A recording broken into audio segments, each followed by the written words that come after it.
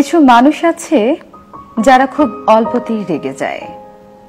এই রেগে যাওয়া মানুষগুলোকে আমরা অনেকেই পছন্দ করি না।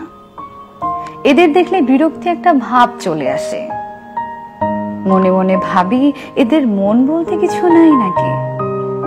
অথচ আমরা জানি না যে এই রাগী মানুষগুলোই প্রকৃতপক্ষে ভালো মানুষ।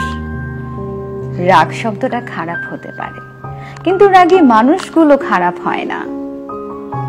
রাগী মানুষেরা নিজেদের চরিত্রে কখনো সহজেই দাগ লাগতে দেয় না।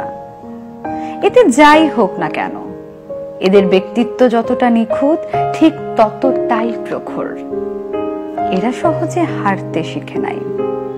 রাগী মানুষগুলো যা বলবে সব তোমার সামনেই বলবে। ভালো করলে ভালো বলবে, খারাপ করলে খারাপ। এরা সামনে তালি আর পিছনে গালি দেয় না। যা বলবে সব মুখের ওপর।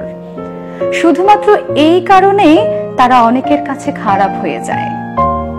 যার রাগ যত বেশি, তার মনের ভালোবাসাটাও ততটাই বেশি।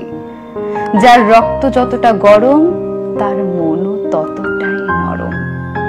যে বেশি বকাঝকা করে, সে নীরবে ততটাই কাঁদে। যে তোমাকে যতটা কাঁদায়, সে তোমার হাসির জন্য ততটাই কারণ খুঁজে থাকে। তাই রাগী মানুষদের আপন করতে শিখো। একবার আপন হয়ে গেলে তারা সহজে পর করে দেয় না। রাগী মানুষগুলো ভালোবাসা খুব কম পায়, কিন্তু যতটুকু পায় ঠিক ততটুকুই ধরে রাখতে জানে।